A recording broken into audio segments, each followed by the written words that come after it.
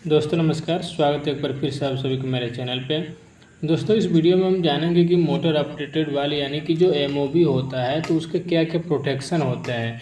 यानी कि एक मोटर ऑपरेटेड वाल चाहे वो किसी भी कंपनी का है, जैसे कि आउमा हो गया या फिर रोटार्क हो गया, इसके अलावा कोई और भी अगर किसी कंपनी का अगर मोटर ऑपरेटेड वाल्व है तो उसमें कौन कौन से प्रोटेक्शन दिए जाते हैं मोटर के लिए और वाल्व के लिए, उसके बारे में हम डिस्कस करेंगे इसमें कि किस किस प्रोटेक्शन का काम रहता है और कौन सा प्रोटेक्शन किसके लिए दिया गया रहता है, उसके बारे में जानेंगे। उसके अलावा हम इसमें समझेंगे दोस्तों कि जो लिमिट स्विच सेक्शन जो होता है, यानी कि जब मूवी जब आप ओपन करते होंगे लिमिट स्विच और टैग स्विच की सेटिंग करने के लिए, तो जो लिमिट स्विच रहते हैं उनके ऊपर बहुत सारे छोटे छोटे कोड्स इस पर दिए रहते हैं, जैसे WDR, ISC, WOL, WDL, ये बहुत सारे इसमें शॉर्टकट कोड रहते हैं। तो इन सब कोड्स का क्या मतलब रहता है और कौन से कोड से हम कैसे आइडेंटिफाई करेंगे कौन सा लिमिट स्विच है कौन सा टार्क स्विच है। तो चलिए सबसे पहले आप देखेंगे यहाँ पे पिक्चर में तो एक पूरा एक एमओवी है, आउमा का मोटर ऑपरेटेड वाल्व है और इसका एक कंट्रोल पैनल है। कंट्रोल पैनल यानी कि जिधर से हम लोकल रिमोट ऑपरेटिंग करते हैं तो उधर ही ऑपरेटिंग इसका हो गया ऑपरेटिंग पैनल या फिर ऑपरेटिंग बोर्ड। ये इसके अंदर का इसका इंटरनल इलेक्ट्रॉनिक्स कार्ड रहता है जिसमें हमारे दो रिले दिए हुए हैं और ये जो तीनों बटन दिया हुआ है यानी कि ऑन बटन, ऑफ बटन और स्टॉप बटन, तो यानी कि ओपन या फिर क्लोज और स्टॉप के लिए जो बटन रहता है ये तीनों के लिए रहता है। ये तीन इंडिकेशन एलईडी जो दिए रहते हैं, ओपन का, क्लोज का और स्टॉप का, तो ये तीन इंडिकेशन एलईडी यहाँ पे दिए हुए हैं। बाकी इसके जगह पे दो फ्यूज लगता है, पावर फ्यूज, तो ये फ्यूज इस पे लगता है। तो ये इसका इंटरनल कार्ड है जो इसके पीछे लगा हुआ रहता है। और ये वाला आप देखेंगे तो लोकल रिमोट का सिलेक्शन करने के लिए एक सिलेक्शन स्विच लगा हुआ रहता है। तो कई सारे मॉडल के आते हैं, में भी अलग अलग मॉडल के आते हैं, जैसे कि किसी किसी में देखेंगे तो इस तरीके का लिमिट स्विच का पैनल दिखेगा आपको, और किसी किसी मूवी में देखेंगे आउमा के ही तो इसमें किसी में इस तरीके का दिखेगा। इसके अलावा रोटार्क में थोड़ा अलग टाइप का रहता है। तो सब में लगभग जो प्रोटेक्शन रहते हैं वो उतने ही रहते हैं। तो चलिए हम सबसे पहले ये जानते हैं कि कौन कौन सा प्रोटेक्शन रहते हैं, उसके बाद हम समझेंगे कि इसके साथ कोड रख क्या जो कोड है उसमें क्या उसका पूरा नाम होता है और किसका क्या काम होता है। उसके बाद यहाँ पे लगाया गया जो 2 मिली एम्पियर का जो मॉड्यूल लगा रहता है यानी एनकोडर जो लगा रहता है उसके बारे में भी समझेंगे। तो सबसे पहले हम यहाँ पे जानते हैं कि क्या किस में कॉमन प्रोटेक्शन दिया गया रहता है। दोस्तों जो मूवी होता है यानी कि मोटर ऑपरेटेड वाल्व, तो मोटर ऑपरेटेड वाल्व से ही पता चल रहा है कि उसमें एक मोटर का यूज किया जाता है। जैसे यहाँ पे साइड में एक मोटर है, ये मोटर ही इसको वाल्व को ऑपरेट कराता है। तो मोटर को हम पावर सप्लाई देते हैं, यानी 3 फेज की पावर सप्लाई जनरली इसमें दिया जाता है। तो जो पावर सप्लाई देते हैं तो दोस्तों मोटर के प्रोटेक्शन के लिए हमें ज़रूरी है मोटर को प्रोटेक्ट करना, नहीं तो वाल्व अगर जाम हो जाता है तो बहुत सारे ऐसे कंडीशन है जिसमें हमें मोटर को प्रोटेक्ट करना है, अदरवाइज मोटर आपका जल सकता है या फिर मोटर ख़राब हो सकता है। तो इसी को प्रोटेक्शन के लिए, मोटर को बचाने के लिए बहुत सारे इसमें प्रोटेक्शन दिए जाते हैं। प्रोटेक्शन और इंटरलॉकिंग इसमें बहुत सारे रहते हैं। तो चलिए शुरू करते हैं। पहला जो है इसमें दिया गया रहता है ओवरलोड प्रोटेक्शन। अब ये ओवरलोड प्रोटेक्शन जो रहता है वो मोटर के लिए रहता है। ओवरलोड प्रोटेक्शन जो कि मोटर को ऑपरेट करने के लिए, जब ये मोटर का जो इसमें एक से खोलेंगे, इसको ओपन करेंगे तो इसका जो ऑपरेटिंग के लिए रहता है फॉरवर्ड और रिवर्स ऑपरेशन के लिए कंटेक्टर लगाए गए रहते हैं। फॉरवर्ड के लिए फिर रिवर्स ऑपरेशन के लिए इसमें कंटेक्टर लगे रहते हैं, 2 कंटेक्टर लगे रहते हैं। तो उन्हीं कंटेक्टर के साथ में लगा रहता है थर्मल ओवरलोड रिले, जिसको हम OLR बोलते हैं, जो जनरली हम अपने MCC में या फिर इलेक्ट्रिकल सिस्टम में हम जो यूज करते हैं OLR यानी ओवरलोड रिले। तो वही ओवरलोड रिले या फिर उसको हम थर्मल ओवरलोड रिले भी बोलते हैं। तो वो यूज किया जाता है इसको ओवरलोड प्रोटेक्शन से बचाने के लिए। ओवर करंट, जैसे मोटर अगर ज़्यादा करंट खींच रहा हो, मोटर जाम हो गई हो या फिर वाल्व हमारा फंस गया हो, तो रिले मोटर को ट्रिप करा देता है। यानी कि ओवरलोड रिले जो होगा, अगर मोटर जाम होगा या फिर ज़्यादा करंट लेगा या फिर उसका जो मोटर का वाइंडिंग अगर ओवर हीट हो जाता है तो उस कंडीशन में भी जो थर्मल ओवरलोड रिले जो होता है वो मोटर को ट्रिप कराता है। तो ये प्रोटेक्शन हमारा दिया जाए तो ओवरलोड रिले जो कि मोटर को प्रोटेक्शन के लिए रहता है। दूसरा चीज़ हो गया टार्क स्विच प्रोटेक्शन। अब टार्क स्विच प्रोटेक्शन जो होता है, देखिए टार्क स्विच इंश्योर करता है कि वाल्व लिमिट से ज़्यादा फोर्स ना ले। अब दोस्तों होता क्या है कि जो ये मोटर ऑपरेटेड वाल्व है, तो मोटर पे जब हम पावर सप्लाई देते हैं तो मोटर एक इसमें फोर्स लगाता है। जो फोर्स लगाता है वो होता है रोटेशनल फोर्स। तो जो रोटेशनल फोर्स लगता है एमओवी पे यानी वाल्व पे, रोटेशनल फोर्स मतलब इसको रोटेट कराने के लिए जो फोर्स लगाता है मोटर, उसी को हम बोलते हैं टार्क। तब ये टार्क जो होता है हर एमओवी, जो भी एमओवी आता है अलग अलग मॉडल के हो सकते हैं, तो जो भी होगा उनका एक स्पेसिफिक इसका टार्क लिमिट रहता है। ओपन के लिए भी और क्लोज के लिए भी स्पेसिफिक एक लिमिट दिया जाता है टार्क के लिए, यानी कि जो फोर्स जो लगाएगा मोटर उसका एक लिमिट रहता है कि कितना इस लिमिट फोर्स वो लगाएगा।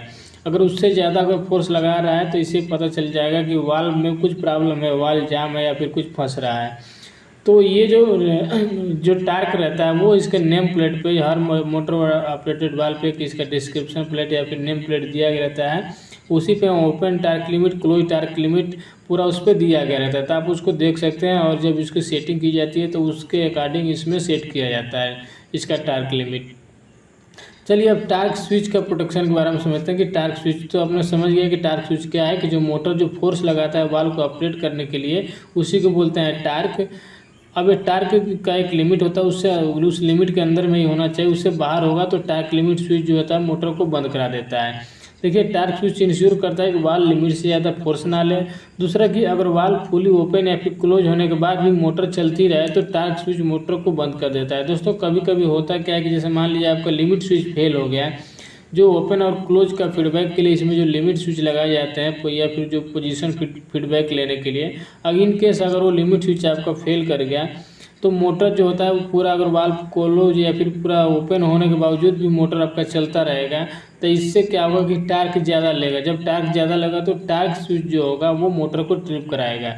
तो लिमिट स्विच के फेल होने की कंडीशन में टार्क स्विच मोटर को बंद करा देता है। इसके बाद तीसरा चीज़ है कि दोनों डायरेक्शन ओपन और क्लोज के लिए सेपरेट टार्क स्विच होते हैं। जो टार्क स्विच यूज किया जाता है, जैसे लिमिट स्विच रहता है ओपन फीडबैक के लिए, क्लोज फीडबैक के लिए, तो टार्क स्विच भी दोनों डायरेक्शन के लिए रहता है, ओपन के लिए भी और क्लोज करने के लिए भी, दोनों के लिए अलग अलग इसमें स्विच दिया गया रहता है टार्क स्विच। अब तीसरा रहता है यहाँ पे लिमिट स्विच प्रोटेक्शन। अब लिमिट स्विच प्रोटेक्शन आपको पता होना चाहिए कि लिमिट स्विच के लिए का काम क्या रहता है। देखिए वाल्व फुली ओपन और फुली क्लोज का पोजीशन का पता करने के लिए हम लिमिट स्विच का यूज करते हैं। अगर पूरा वाल्व पूरा क्लोज होगा तो जब क्लोज लिमिट स्विच की सेटिंग किए गए रहेंगे वो उसका फीडबैक देगा, ओपन होगा तो ओपन वाला उसका फीडबैक प्रोवाइड करा देता है। अब है कि लिमिट स्विच फुली ओपन और क्लोज होने पर मोटर को स्टॉप करता है। देखिए लिमिट स्विच के तीन इसके काम हो गए। एक तो हो गया कि मोटर को स्टॉप कराएगा, जैसे लिमिट तक पहुंचेगा तुरंत जो पावर सप्लाई आ रहा है मोटर को उसको वो ट्रिप कराएगा, ब्रेक कराएगा। उसके बाद कंट्रोल रूम में फीडबैक भी देता है इसका कि वाल्व ओपन है या फिर क्लोज है। जो पोजीशन में जाएगा उसका फीडबैक, उसका पोजीशन उसको फीडबैक में देगा, उस कंट्रोल रूम में फीडबैक भी भेजता है। अब ये हो गया इसका लिमिट स्विच का फंक्शन। लिमिट स्विच प्रोटेक्शन का क्या काम रहता है, एक तो होगा कि मोटर को स्टॉप कराने के लिए, दूसरा चीज़ की कंट्रोल रूम में इसका पोजीशन का फीडबैक देने के लिए वाल्व ओपन है या फिर क्लोज है। अब यहाँ पे एक देखेंगे कि नेम प्लेट है, ये मोटर का, मोटर ऑपरेटेड वाली यानी कि एमओबी का एक डिस्क्रिप्शन या नेम प्लेट है जो आउमा कंपनी का है। तो यहाँ पे देखेंगे तो ऊपर इसका सीरियल नंबर वगैरह दिया हुआ है, नीचे यहाँ पे टाइप दिया हुआ है, टाइप या फिर जो इसका सीरीज आता है जैसे एस या फिर SAR, तो वो यहाँ पे इसका सीरीज दिया हुआ रहता है, इसको हम मॉडल नंबर भी बोल सकते हैं। उसके बाद यहाँ पे दिया रहता है टी क्लोज और टी ओपन और RPM, ये तीन चीज़ जो रहता है वो सबसे इम्पोर्टेंट चीज़ होता है। आपको यहाँ पे नेम प्लेट के बारे में ज़रूर आपको पता होना चाहिए। जब भी आप कहीं अगर इंटरव्यू देते हैं, अगर एमओबी से रिलेटेड अगर आपसे क्वेश्चन किया जाता है तो ये चीज़ ज़रूर पूछा जाएगा आपसे कि इसका टी ओपन और टी क्लोज क्या है, कितना या फिर कौन सा सीरीज का आपके यहाँ एक्चुएटर लगा हुआ रहता है। तो देखिए यहाँ पे टी क्लोज और टी ओपन का मतलब क्या, टी का मतलब होता है यहाँ पे टार्क, तो टार्क क्लोज और टार्क ओपन। टार्क क्लोज का मतलब कि जो वाल्व क्लोज होगा तो उस दौरान क्लोजिंग का जो इसका टार्क लिमिट जो रहेगा, यानी मिनिमम और मैक्सिमम का जो लिमिट है वो 20 से लेकर 60 है, और टार्क का जो यूनिट होता है वो होता है न्यूटन मीटर। तो ये 20 से लेकर 60 जो है, 20 आपका मिनिमम और 60 आपका मैक्सिमम, यानी वाल्व जब आप क्लोज करेगा, मोटर जब वाल्व को क्लोज पोजीशन में ले जाएगा तो उस दौरान आप 20 से लेकर 60 के बीच में इसका टार्क का सेटिंग आप कर सकते हैं। ये मिनिमम 20 है और मैक्सिमम आप 60 इस पर कर सकते हैं। और टार्क ओपन का उस 20 से वैसे ही है, इसका 20 से 60 दिया है मिनिमम और मैक्सिमम इसका टार्क लिमिट। तो ये यहाँ से आप देख के इसके अकॉर्डिंग आप टार्क लिमिट सेट कर सकते हैं। अब है यहाँ पे आरपीएम यहाँ पे दिया हुआ है 22। अब आरपीएम का मतलब हो गया कि जो मोटर यूज किया गया है मोटर ऑपरेटेड वाल्व में उसका आरपीएम है, यानी कि मोटर का जो घूमने का जो स्पीड है उसका है कि आरपीएम मतलब रिवोल्यूशन पर मिनट या फिर राउंड पर मिनट। तो ये इसका 22 आरपीएम है। उसके बाद यहाँ पे है लुब्रिकेंट EP0। आप कुछ कहीं कहीं पे दोस्तों ये भी आपसे क्वेश्चन किया जा सकता है कि जो लुब्रिकेंट यूज किया जाता है मोटर ऑपरेटेड वाल्व में वो कौन सा लुब्रिकेंट है। तो आपको यहाँ पे डिस्क्रिप्शन पे नेम प्लेट पे आपको यहाँ पे देख लेना है। तो ये नेम प्लेट डिस्क्रिप्शन हो गया। उसके बाद हम जो लिमिट स्विच के बारे में बताया, इसके बाद आगे है कि हीटर प्रोटेक्शन। अब हीटर प्रोटेक्शन दोस्तों क्या है इसके बारे में हम जानते हैं। एंटी कंडेंसेशन हीटर दोस्तों, ये जो सेक्शन है मोटर का सेक्शन या फिर वाइंडिंग सेक्शन जो रहता है, इनके अंदर एक जो क्या हीटर प्रोटेक्शन दिया जाता है, यानी कि जो मॉइस्चर न जम जाए। इसके अंदर मॉइस्चर कभी कभी क्या होता है कि नमी आने की वजह से इसके अंदर मॉइस्चर हो जाता है, जिसकी वजह से इलेक्ट्रॉनिक कार्ड जो होते हैं वो ख़राब हो सकते हैं। तो इसीलिए मोटर हाउसिंग के अंदर, मोटर का जो हाउसिंग होता है, ये मोटर का जो हाउसिंग है, इसके अंदर एक हीटर दिया जाता है जो मॉइस्चर फॉर्मेशन को रोकता है, यानी कि मॉइस्चर बनने से रोकता है। इसके अंदर एक छोटा सा हीटर लगाया गया रहता है। मॉइस्चर से इंसुलेशन रेजिस्टेंस गिरती है, इसीलिए इम्पोर्टेंट है। अगर दोस्तों हीटर हम नहीं लगाएंगे, मॉइस्चर इसमें बन जाएगा, तो मॉइस्चर बनने से मोटर का इंसुलेशन रेजिस्टेंस यानी कि IR वैल्यू डाउन हो जाएगा और मोटर जो है आपका चलेगा नहीं। तो इसीलिए हीटर प्रोटेक्शन भी इसमें ज़रूरी रहता है एंटी कंडेंसेशन के लिए, यानी कि इसमें मॉइस्चर जमा ना हो। उसके बाद है कि पोजीशन फीडबैक। अब पोजीशनल फीडबैक एक होता है दोस्तों कि लिमिट स्विच का प्रोटेक्शन। लिमिट स्विच का क्या करेगा कि फुली ओपन और फुली क्लोज का फीडबैक देगा और मोटर को ट्रिप कराएगा। इसके अलावा एक होता है पोजीशन फीडबैक, इसके लिए हम यूज करते हैं पोटेंशियोमीटर और एनकोडर। तो यहाँ पे इस वाले में देखेंगे तो एक लगा हुआ है ये पोटेंशियोमीटर और ये लगा हुआ है इसका एनकोडर। अब जो वाल्व से जो 4 to 20 मिली एम्पियर का जो फीडबैक लेते हैं दोस्तों कि कोई वाल्व जो होता है वो फुली ओपन और फुली ऑन ऑफ में यूज करते हैं, यानी कि या तो पूरा ओपन होगा या फिर पूरा क्लोज होगा। और कोई जो वाल्व होता है हम उसको परसेंटेज में ओपन और क्लोज करते हैं, यानी कंट्रोल वाल्व की तरह 10%, 20%, 30%, 50% इस तरीके से हम यूज करते हैं। तो उसमें हम यूज करते हैं पोजीशन फीडबैक के लिए हम पोटेंशियोमीटर और एनकोडर, यानी कि 4 to 20 milli ampere feedback system.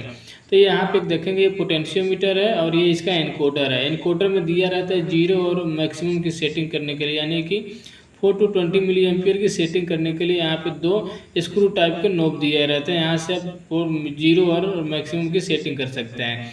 और ये जो लगा हुआ है पोटेंशियोमीटर यहाँ पे 5 किलो ओम का, ये पोटेंशियोमीटर एक रेजिस्टेंस होता है और इसमें से देखेंगे 3 वायर निकला हुआ है और तीनों वायर आके कनेक्ट रहता है यहाँ पे जो एनकोडर है उसमें। आगे इसके में भी हम इस पर डिस्कशन करेंगे। अब देखिए पोजीशन फीडबैक यानी पोटेंशियोमीटर और एनकोडर जो है वाल्व का एग्जैक्ट पोजीशन बताने के लिए इसका यूज किया जाता है। SCADA PLC में मॉनिटरिंग के लिए यूज किया जाता है। जो 4 to 20 milli ampere feedback system है, इसका है कि वाल्व का एग्जैक्ट पोजीशन पता करने के लिए इसका यूज किया जाता है कि वाल्व किस पोजीशन में है, यानी कि कितना % ओपन है या फिर कितना % क्लोज है, इसका पता लगाने के लिए। और कंट्रोल रूम में यानी PLC और DCS में मॉनिटरिंग के लिए इसका यूज किया जाता है। तो ये हो गया पोजीशन फीडबैक। उसके बाद नेक्स्ट है कि हमारा phase failure and reverse phase protection. जो इलेक्ट्रिकल पावर आता है दोस्तों जो मोटर के लिए 415 वाली या फिर 3 फेज की जो पावर सप्लाई आती है, तो उस पावर सप्लाई का प्रोटेक्शन के लिए कि वो अनबैलेंस होता है, कभी कभी पावर सप्लाई भी अनबैलेंस हो जाता है या फिर किसी फेज में पावर नहीं आता है, तो उससे प्रोटेक्शन के लिए हम लगाते हैं फेज फेलियर डिवाइस, जो फेज फेलियर मॉनिटरिंग डिवाइस लगाया जाता है।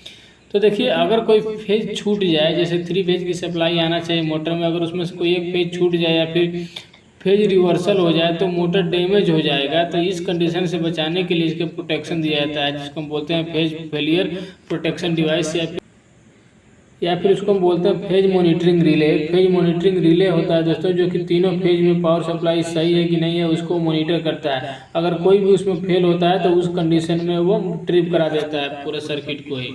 तो ये उसके लिए एक यूज किया जाता है फेज फेलर या फिर रिवर्स फेज प्रोटेक्शन। अब एक होता है नेक्स्ट की मोटर टेम्परेचर प्रोटेक्शन। दोस्तों मोटर ओवर हीट ना हो उसके लिए एक मोटर प्रोटेक्शन डिवाइस, मोटर का टेम्परेचर प्रोटेक्शन भी हम इसमें यूज करते हैं। इसके लिए क्या करते हैं कि वाइंडिंग के अंदर जो मोटर की वाइंडिंग होती है, ये जो मोटर है इनके अंदर की जो वाइंडिंग होती है तो वाइंडिंग के अंदर पीटीसी थर्मिस्टर दिया जाता है। थर्मिस्टर जो होता है दोस्तों एक टेम्परेचर सेंसिंग एलिमेंट है, और पीटीसी का मतलब हो गया कि पॉजिटिव टेम्परेचर कैपेसिएंट। पॉजिटिव टेम्परेचर कैपेसिएंट का मतलब हो गया कि टेम्परेचर बढ़ेगा तो थर्मिस्टर का रेजिस्टेंस भी बढ़ेगा।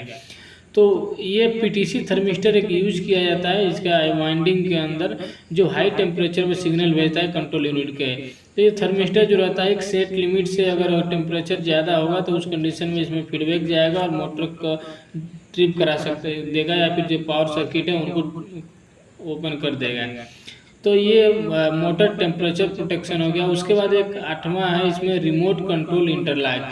रिमोट कंट्रोल रूम से ऑपरेट करने पे कुछ कंडीशन जैसे कि लोकल या फिर मैनुअल मोड और फॉल्ट प्रेजेंट में इंटरलॉक दिया जाता है। तो ये इंटरलॉक दोस्तों बहुत ज़रूरी होता है कि जब हम मैनुअल में या फिर लोकल में अगर हम काम करते हैं तो उसमें हम रिमोट कंट्रोलिंग का जो इंटरलॉक देते हैं ताकि रिमोट से कोई कमांड ना आए, तो ये भी एक प्रोटेक्शन दिया जाता है।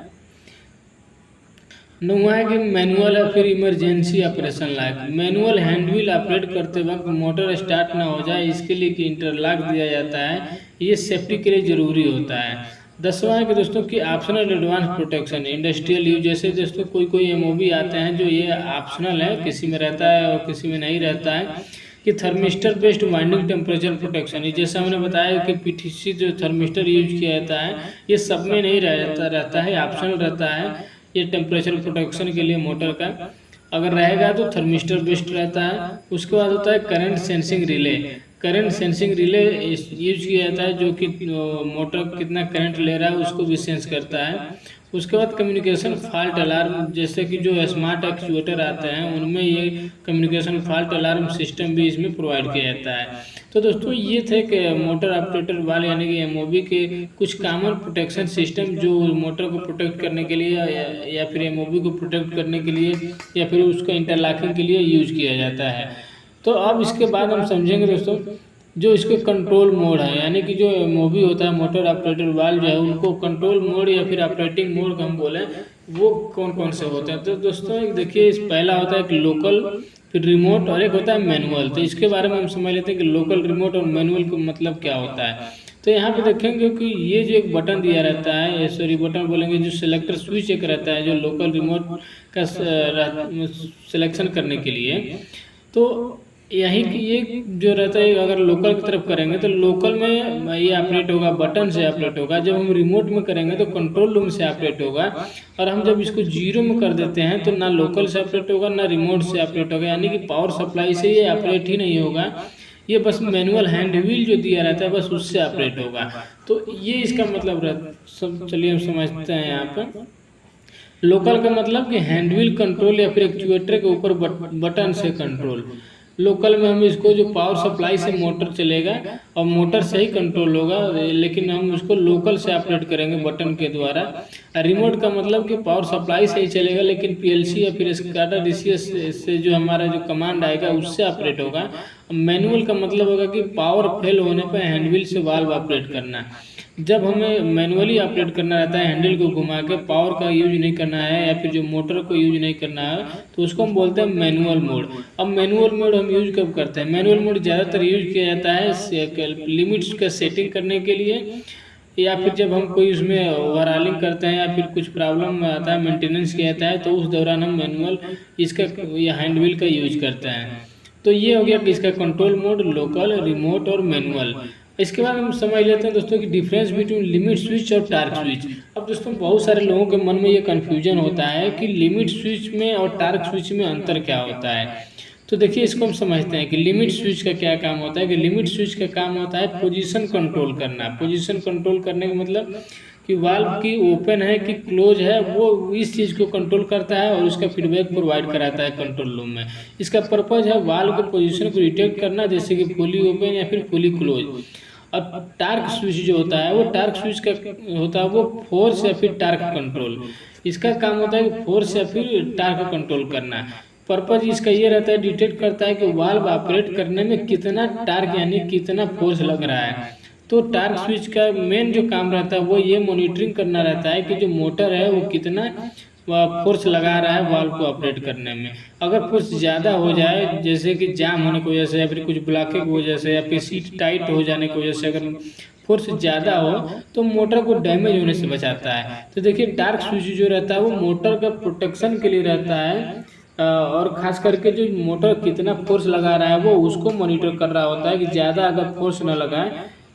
और लिमिट स्विच जो रहता है वो वाल्व का पोजीशन के लिए बस रहता है कि अगर वाल्व अपने पोजीशन में चला गया तो उस कंडीशन में मोटर को ट्रिप कराना है और कंट्रोल रूम में फीडबैक देना है।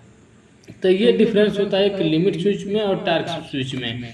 अब यहाँ पे समझ लेते हैं एक बार टार्क स्विच की वर्किंग, कि टार्क स्विच काम कैसे करता है। तो देखिए, टार्क स्विच एक मैकेनिकल इलेक्ट्रिकल सेफ्टी डिवाइस होता है जो मोटर ऑपरेटेड वाल्व यानी कि एमओबी में मोटर के द्वारा अप्लाई किए गए बल यानी कि जो रोटेशनल फोर्स होता है उसको मॉनिटर करता है। और अगर टार्क एक प्री डिफाइंड लिमिट से ज़्यादा हो जाए तो मोटर को ट्रिप करा देता है। जैसा कि हमने बताया कि टार्क स्विच का कैसे काम करता है। तो देखिए टार्क स्विच ये के मैकेनिकल इलेक्ट्रिकल सेफ्टी डिवाइस है जो टार्क को मॉनिटर करता रहता है कंटिन्यूअस। और इसके ये गियर जो लगे रहते हैं उसमें गियर के पास में ही ये टार्क स्विच इंस्टॉल किया गया रहता है। इसका एक पूरा एक मैकेनिज्म होता है काम करने का, जब इसको पूरा ओपन करेंगे तब दिखेगा।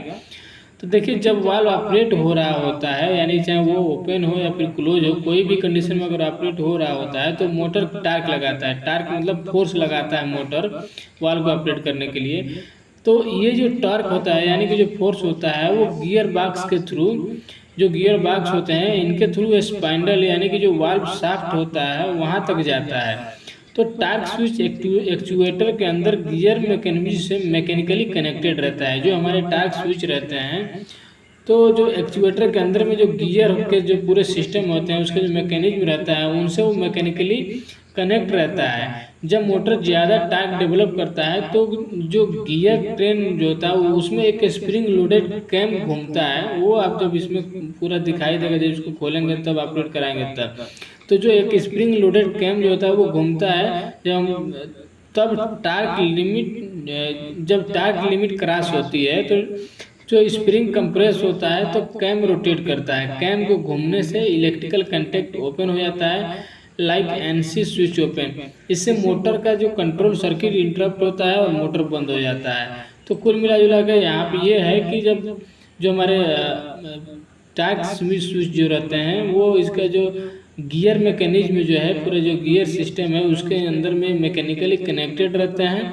और जब ये ऑपरेट होता है एक लिमिट से ज़्यादा अगर जब टार्क लेता है तो इसका जो स्प्रिंग लोडेड कैम जो घूमता है वो इस जो टार्क स्विच है उसको ऑपरेट करा देता है। इसको जब ये ऑपरेट करता है तो जो मोटर के जो कमांड जो गया हुआ रहता है वो इनके थ्रू इंटरलॉक होकर जाता है। तो इसका सर्किट ओपन हो जाता है यानी कि जो एनसी होगा वो ओपन हो जाएगा। तो जो मेन पावर आ जा रहा है मोटर को जो पावर सप्लाई जा रहा है वो ब्रेक हो जाएगा और मोटर ट्रिप कर जाएगा।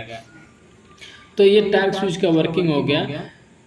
तो यहाँ पे दिखा रहा है कि चेक डायरेक्शनल वाइज सेटिंग, यानी कि जब आप टार्क स्विच का सेटिंग करते हैं तो आपको डायरेक्शनल वाइज उसकी सेटिंग आपको चेक करना होता है। जैसे कि ओपन डायरेक्शन और क्लोज डायरेक्शन दोनों के टार्क स्विच अलग होते हैं, दोनों का अलग सेटिंग होता है। जैसे कि जो क्लोज टार्क अगर होगा तो 80% ओपन टार्क होगा तो 50% फॉर शाफ्ट सीटिंग वन। तो यहाँ पर एक चीज़ और आपको समझना है कि जब हम टार्क स्विच का जो सेटिंग करते हैं तो मोटर जो टार्क लगाता है वो क्लोजिंग के लिए हम ज़्यादा यूज करते हैं और ओपन के लिए कम यूज करते हैं। अब उसके बाद जब सेट कर लेते हैं torque limit switch, torque switch जब सेटिंग किया है तो सेटिंग के बाद हमें टेस्ट ऑपरेशन करना होता है। यानी कि वाल्व को ओपन क्लोज करके देखना होता है कि टार्क स्विच गलत जगह पे ट्रिप तो नहीं कर रहा है, वाल्व पूरी तरह से ओपन क्लोज हो रहा है कि नहीं हो रहा है। अगर ट्रिप जल्दी हो रहा है तो सेटिंग ज़्यादा लो है, और अगर मोटर ओवररन कर रहा है तो सेटिंग ज़्यादा हाई है। तो इसीलिए आपको टेस्ट ऑपरेशन करना जरूरी है जब भी आप टार्क स्विच का सेटिंग करें। तो दोस्तों इसके हम सेटिंग किस तरीके से करते हैं, इसका लिमिट स्विच की सेटिंग, टार्क स्विच की सेटिंग, इसके बारे में भी हम एक बढ़िया वीडियो लेके आएंगे जिसमें पूरी तरीके से आपको समझा सकें। उसके पहले हम इसमें पूरा हमने समझाने का प्रयास कर रहे हैं आपको थ्योरिकली, ताकि बाद में जब इसका हम पूरा सेटिंग करें तो आपको एक एक चीज़ इसमें समझ में आ जाए। उसके बाद यहाँ पे एक टिप्स दिया हुआ है कि टार्क स्विच जो टार्क सेटिंग होता है वो हमेशा वाल्व मैन्युफैक्चरिंग के रिकमेंडेड टार्क वैल्यू के अकॉर्डिंग ही किया जाता है। जैसे कि जो इसका डाटा शीट आता है या फिर जो नेम प्लेट को डिस्क्रिप्शन दिया है उसमें जो टार्क दिया रहता है उसके अकॉर्डिंग इसमें किया जाता है इसकी सेटिंग। जैसे कि लो टार्क को अगर हम रख देंगे तो वाल्व जो होगा वो पूरा ट्रेबल ही नहीं लेगा, और अगर हम हाई टार्क कर देंगे तो वाल्व सीट या फिर मैकेनिकल पार्ट जो होंगे वो डैमेज हो सकते हैं। इसीलिए जो इसकी जो टार्क की सेटिंग की जाती है वो इसके डाटा शीट के हिसाब से ही किया जाता है। तो यहाँ पे देखेंगे पिक्चर में ये यहाँ पे टार्क स्विच है, ये टार्क स्विच है और इसके कैम यहाँ पे लगे हुए रहते हैं। ये कैम है जो इसका जो गियर मैकेनिज्म से है वहाँ से कनेक्टेड है। ये जब ये घूमता है तो इसका टार्क स्विच को भी जब ओवर टार्क होगा तो ये टार्क स्विच को ऑपरेट करा देगा। और बाकी यहाँ पे चारों जो देख सकते हैं ये लिमिट स्विच हैं। तो अब चलिए यहाँ पे सबसे पहले हम यहाँ पे एक चीज़ समझ लेते हैं कि जो इसमें कौन कौन लिमिट स्विच है और कौन टार्क स्विच है। तो अगर आपका दोस्तों इस टाइप वाला अगर आपका एक्चुएटर है तो इस टाइप वाले एक्चुएटर में जो आपका टार्क स्विच है वो यहाँ पे रहता है, जो नीचे की तरफ दिया रहता है, जो साइड में आपका यहाँ पे दिया हुआ कैम दिया हुआ है जो रोटेट करता हुआ है। तो ये आपका टार्क स्विच होता है। यहाँ पे दो टार्क स्विच रहते हैं, एक ओपन पोजीशन के ओपन डायरेक्शन के लिए, एक क्लोज डायरेक्शन के लिए। उसके बाद यहाँ पे जो चार आपको देखने को मिलेगा तो चार यहाँ पे लिमिट स्विच रहेंगे। चार लिमिट स्विच में यहाँ पे कुछ ऑक्सिलरी रहता है, यानी एक ओपन लिमिट के लिए रहेगा, एक क्लोज लिमिट के लिए रहता है, बाकी दो यहाँ पे ऑक्सिलरी रहते हैं। तो ऑक्सिलरी का भी अलग अलग पर्पज रहता है। कभी कभी इनको इंटरमीडिएट पोजीशन का भी पता लगाने के लिए यूज किया जाता है। जैसे कि मान लीजिए आपको 50% का फीडबैक लेना है कि वाल्व का 50% जब ओपन हो तो उसका फीडबैक जाए, तो ऑक्सिलरी स्विच को हम उस पर 50% पे भी इसमें सेट कर देते हैं। तो और बाकी किसी किसी में देखेंगे तो जो इस टाइप वाले में रहता है तो इस टाइप में कुछ अलग तरीके से लिमिट स्विच और टार्क स्विच दिया गया रहता है। तो चलिए हम अब आगे इसमें समझते हैं कि what is DOL TSO DSR TSC WOL LSO WSR LSC WDR LSA WDL LSB। इसके अलावा कुछ इस टाइप वाले एक्चुएटर पे देखेंगे तो यहाँ पे WDR ISC भी लिखा जाता है, WDL ISO भी लिखा गया रहता है। तो ये शॉर्टकट जो कोड होते हैं सारे स्विच के ऊपर लिखे गए रहते हैं। तो इनका सबका मतलब क्या रहता है इसको हम समझते हैं। तो जो आउमा के एक्चुएटर दोस्तों उसमें खास तरीके के इस तरीके को आपको देखने को मिलेंगे, ये जो कोड रहते हैं। तो इसको चलिए समझते हैं कि किसका क्या काम रहता है। तो सबसे पहले हम यहाँ पे देखेंगे तो यहाँ पे जो आउमा के एक्चुएटर के जो कंट्रोल यूनिट के अंदर जो ब्लैक और वाइट बोर्ड पर वर्ड लिखे रहते हैं, जैसे कि जिसने हमने बताया कि DOL TSO WOL LSO या फिर जो भी ETC, वो स्विचेज और वायरिंग टर्मिनल के आइडेंटिफिकेशन कोड होते हैं जिनका यूज एक्चुएटर के internal torque switches, limit switches और पोजीशन स्विचेज को रिप्रेजेंट करने के लिए किया जाता है। अब यहाँ पे हम इसके जो कोड को है उसको हम ब्रेक डाउन करते हैं और उसको अलग अलग इसका मीनिंग समझते हैं। तो सबसे पहले हम समझेंगे DOL और TSO। जैसे कि ये जो है इसमें देखेंगे तो ये है DOL TSO। तो ये जो है वो दोस्तों ओपन है। ये जैसे कि जो आउमा के एक्चुएटर है इस टाइप वाला, तो इसमें जो ब्लैक डायल देखेंगे जो ब्लैक कलर किया गया रहता है वो क्लोज के लिए रहता है, यानी क्लोज डायरेक्शन के लिए। यहाँ पे टार्क स्विच और लिमिट स्विच और ऑक्सिलरी स्विच यहाँ पे दिया गया रहता है। और जो ये वाइट वाला जो डायल रहेगा इधर ओपन के लिए रहता है, ओपन लिमिट और ओपन टार्क और ओपन का ऑक्सिलरी। तो इधर ओपन का दिया गया रहता है और इधर क्लोज का ये सिंबल भी दिया हुआ है, वाल्व क्लोज का, यहाँ पे वाल्व ओपन का। और ऊपर में यहाँ पे LED भी दिया गया रहता है। वाल्व जब ओपन होता है तो और वाल्व क्लोज होता है तो उसका भी इंडिकेशन यहाँ पे इस साइड में दिखाता है। तो अब जो पहला जो कोड है DOL TSO, तो DOL TSO जो है यहाँ पे देखेंगे DOL TSO। तो TSO सबसे पहले आपको ध्यान देना है TSO, तो TSO से होता है कि टार्क स्विच ओपन, यानी torque switch in open direction. Open direction के लिए जो टार्क स्विच है वो उसका इंडिकेशन है TSO। तो इस वाले में जो है टार्क स्विच यहाँ पे नीचे दिया हुआ है, तो इसमें भी टार्क स्विच नीचे रहता है, लेकिन सेटिंग करने का यहाँ पे आप ऊपर में यहाँ से दिया हुआ रहता है सेटिंग करने के लिए। ये जो नोब है यहाँ से आप टार्क इसमें सेट करते हैं। तो ये DOL TSO है, यानी कि टार्क स्विच फॉर ओपन, यानी ओपन डायरेक्शन के लिए जो टार्क स्विच है उसका सेटिंग यहाँ से किया जाता है। और DOL का मतलब हो गया कि डायरेक्ट ओपन लिमिट, जो डायरेक्ट ओपन एक direct acting switch for open position. तो ये इसका पूरा कोड हो गया। दूसरा हो गया कि DSR TSC। तो DSR TSC यहाँ पे देखेंगे इस साइड में लिखा है, क्लोज साइड में लिखा है। तो TSC का मतलब टार्क स्विच फॉर क्लोज। तो ये DSC हो गया टार्क स्विच फॉर क्लोज, यानी क्लोज डायरेक्शन का जो टार्क स्विच है वो इसका कोड है ये। और DSR का मतलब हो गया डायरेक्ट शट या फिर डायरेक्ट क्लोज रिटर्न है, यानी डायरेक्ट एक्टिंग क्लोज स्विच है ये। तो ये दो स्विच जो रहता है, यानी दोनों ऊपर वाले जो कोड हैं ये टार्क स्विच के हैं, टार्क स्विच फॉर ओपन और टार्क स्विच फॉर क्लोज। दो टार्क स्विच यूज किया जाता है, एक ओपन डायरेक्शन के लिए, क्लोज डायरेक्शन के लिए। तो क्लोज का हो गया TSC और ओपन का हो गया TSO। तो उससे आप समझ सकते हैं कि ये दोनों टार्क स्विच का कोड रहता है। उसके बाद अगला हम जो समझेंगे WOL/LSO और WSR/LSC। तो आपको ऊपर वाले पे ज़्यादा ध्यान नहीं देना है, आपको नीचे वाले कोड पे ज़्यादा ध्यान देना है कि नीचे वाला जो कोड है LSO और LSC। तो LSO का मतलब हो गया कि लिमिट स्विच ओपन और LSC का मतलब हो गया कि लिमिट स्विच क्लोज। तो ये लिमिट स्विच ओपन का मतलब हो गया कि limit switch for fully open position. Valve जब पूरा फुली ओपन पोजीशन में जाएगा तो उसके लिए जो लिमिट स्विच है उसको हम बोलते हैं LSO, और फुली क्लोज वाला जो लिमिट स्विच है उसको बोलते हैं LSC, यानी कि लिमिट स्विच फॉर क्लोज। तो LSO और LSC हो गया लिमिट स्विच ओपन और क्लोज करने के लिए।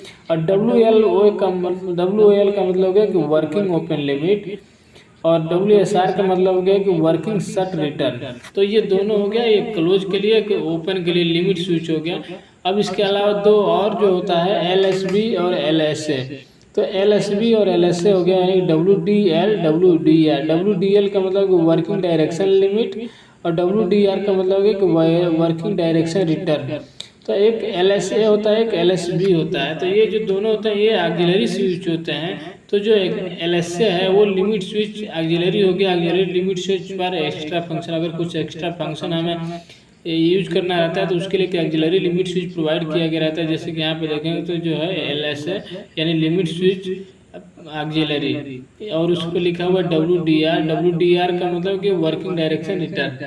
और दूसरा जो होता है LSB यानी कि limit switch bypass, bypass contact use during treble.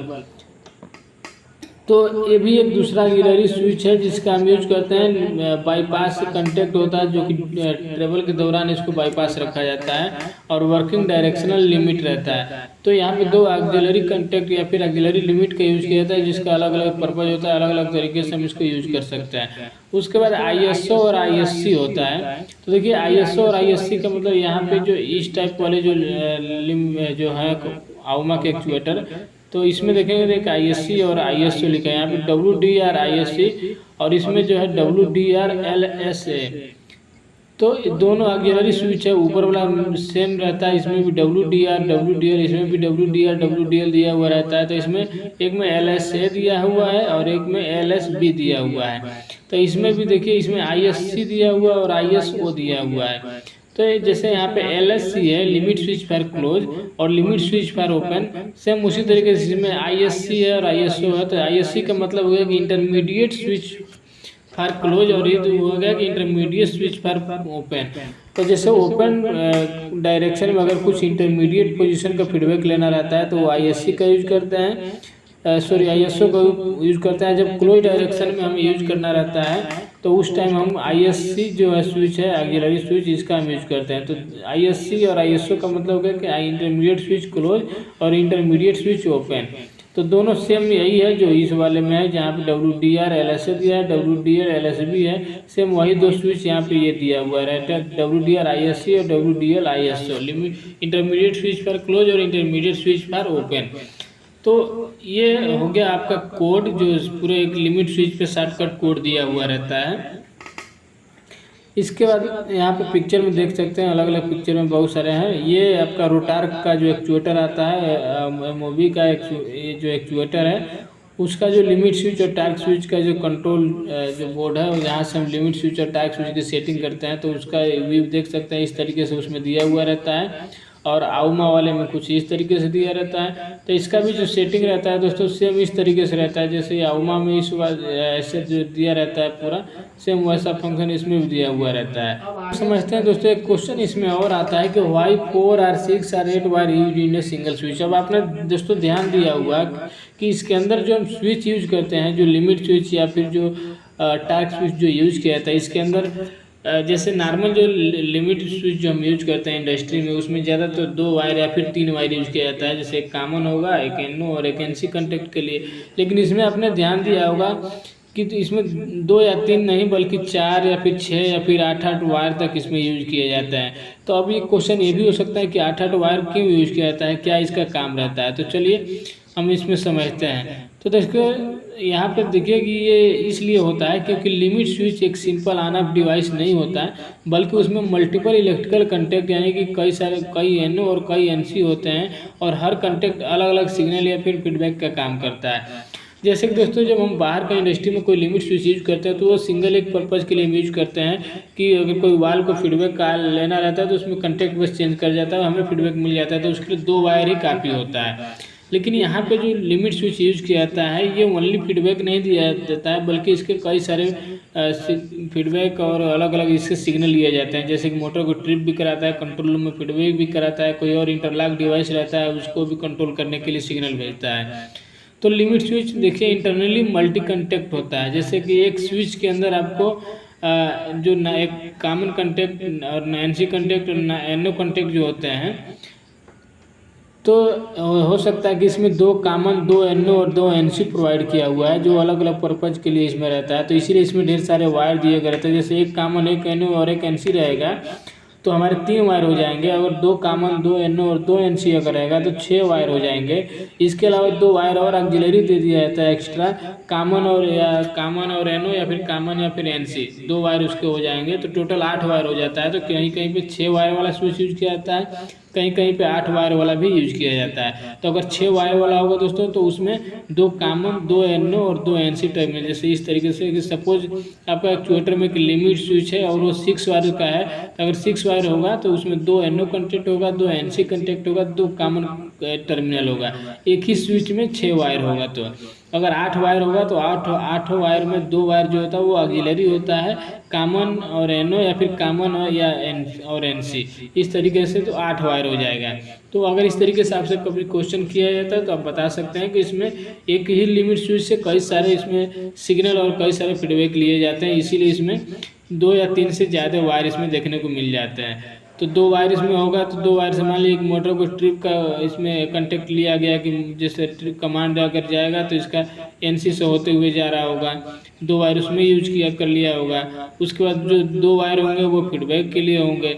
इसके अलावा 2 वायर और होगा तो वो आपको किसी दूसरा जो डिवाइस होगा उसके साथ इंटरलॉक होगा, या फिर कोई दूसरा मूवी होगा उसके साथ इंटरलॉक होगा, तो उसके लिए रहता है। तो अलग अलग इसके पर्पज होते हैं, कई सारे इसके फीडबैक लेने होते हैं एक ही स्विच से, इसीलिए इसमें कई सारे वायर रहते हैं। तो आपको यहाँ पे कोई कन्फ्यूजन इसमें नहीं लेना है। तो जैसे कि मान लीजिए कि अगर उसमें आपको 6 वायर लगाने की ज़रूरत पड़ सकती है, जैसे पहला दूसरा तीसरा चौथा पाँचवा 6 है, तो 6 वायर अगर आपको है तो एक NO1 होगा, कॉमन 1 होगा, NC1 होगा, यानी कि 3 होगा एक कंटेक्ट के 3 वायर, जैसे कॉमन NO NC। तो NO होगा जो PLC को सिग्नल देगा वाल्व ओपन का। जैसे ओपन वाला की बात कर लें कि ओपन अगर कोई स्विच इसमें 6 वायर है तो NO आपको मान लीजिए कि ओपन फीडबैक देता है PLC को, और कॉमन वाले पे आपका इनपुट सप्लाई रहेगा, और NC वाला जो रहेगा वो सेफ्टी लॉजिक या फिर इंटरलॉक के लिए यूज किया जाएगा। उसके बाद दूसरा जो कंटेक्ट होगा उसमें तो NO जो रहेगा वो सेकेंड फीडबैक या फिर लैंप के लिए रहेगा, जैसे जो लैंप ऑन होता है उसके लिए यूज हो सकता है। और कॉमन जो रहता है वो कॉमन जो इनपुट सप्लाई रहेगा, और NC2 जो रहेगा वो अलार्म या फिर फॉल्ट सर्किट के लिए यूज किया जाएगा। तो देखेंगे अगर 6 वायर है तो 6 वायर का ब्रेकडाउन कुछ इस तरीके से रहेगा, अलग अलग वायर का अलग अलग आपका यूज रहेगा। अब दोस्तों यहाँ पे है कि क्या फ़ायदा है मल्टी वायर कनेक्शन का। तो देखिए इसमें फ़ायदा ये रहता है कि रिडंडेंट सिग्नल, यानी कि एक से ज़्यादा सिस्टम जो PLC या फिर DCS होगा वो सेम स्विच का यूज कर सकते हैं। उसके बाद होता है कि साइमल्टेनियस फीडबैक, यानी कि सेम स्विच से मल्टीपल फीडबैक या फिर स्टेटस मिल सकता है। तीसरा चीज़ है कि इंटरलॉक प्लस इंडिकेशन है, यानी एक ही कंटेक्ट मोटर स्टॉप करे और दूसरा लैंप ऑन करे। तो ये अलग अलग इसके कई सारे काम होता है। यही इसका फ़ायदा होता है कि एक ही स्विच में हम 2 या 3 नहीं बल्कि 4 6 या फिर 8 वायर तक इसमें यूज करते हैं। अब है कि ये सब एक ही स्विच के थ्रू पॉसिबल है, इसीलिए 6 वायर लगते हैं दोस्तों।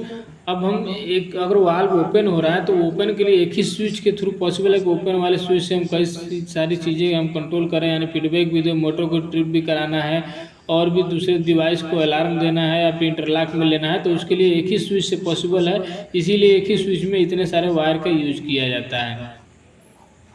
तो दोस्तों ये था एक मोटर ऑपरेटर वाल्व जो खास करके जो AUMA में होते हैं इंडिकेशन, और जो इसके शॉर्टकट जो कोड होते हैं और इसमें प्रोटेक्शन होता है कि MOV का प्रोटेक्शन, उसके बारे में हमने बताया। उम्मीद है आपको वीडियो अच्छा लगा होगा और आपको एक बहुत सारा इसमें नॉलेज मिला होगा। तो अगर दोस्तों वीडियो अच्छा लगा तो वीडियो को लाइक जरूर करें, और मेरे चैनल पर नए आए हैं तो प्लीज़ चैनल को जरूर सब्सक्राइब करें और इस वीडियो को अपने दोस्तों तक शेयर करें ताकि उनको भी पता चल सके इस मोटर ऑपरेटर वाल्व से रिलेटेड ये जो जानकारी है उनको भी पता चल सके। और दोस्तों इससे अगर आपको कुछ और क्वेश्चन है, डाउट है, तो आप हमें कमेंट करके पूछ सकते हैं। बाकी जल्द ही एक हम वीडियो लेके आएंगे इस पर, इसका लिमिट स्विच और टार्क स्विच का सेटिंग किस तरीके से किया जाता है, एक बेहतरीन वीडियो लेके आएंगे ताकि एकदम आसानी से आप समझ पाएँ कि टार्क स्विच का सेटिंग कैसे करते हैं, लिमिट स्विच का सेटिंग कैसे करते हैं। इसके अलावा एक चीज़ हम और इसमें बताना आपको भूल गए दोस्तों, उसको भी बताते चलते हैं। ये जो AUMA का जो एक्चुएटर है जिसमें आप देख सकते हैं यहाँ पे पोटेंशियोमीटर और ये एनकोडर जो दिया रहता है, जो 4 to 20 मिली एम्पीयर के फीडबैक के लिए इसको हम यूज करते हैं। तो जो पोटेंशियोमीटर होता है एक रेजिस्टेंस होता है, इसके रेजिस्टेंस की वैल्यू यहाँ पे जब घटती बढ़ती है तो उसके अक्रॉस जो वोल्टेज अप्लाई किए रहते हैं वो भी घटता बढ़ता है, और एनकोडर जो होता है उसके अकॉर्डिंग इसका 4 to 20 मिली एम्पीयर का आउटपुट निकाल देता है। तो अब इसका जो कनेक्शन किस तरीके से किया गया रहता है वो हम एक बार समझ लेते हैं कि यहाँ पे देखेंगे एनकोडर है और इसका पोटेंशियोमीटर है। तो पोटेंशियोमीटर से 3 वायर निकल के आ रहा है। तो ये जो 3 वायर आते हैं पोटेंशियोमीटर से, तो ये एनकोडर के अंदर नीचे यहाँ पे 3 वायर एक कंटेक्ट दिया रहता है जिसमें हमें पोटेंशियोमीटर को वायर कनेक्ट करने रहते हैं।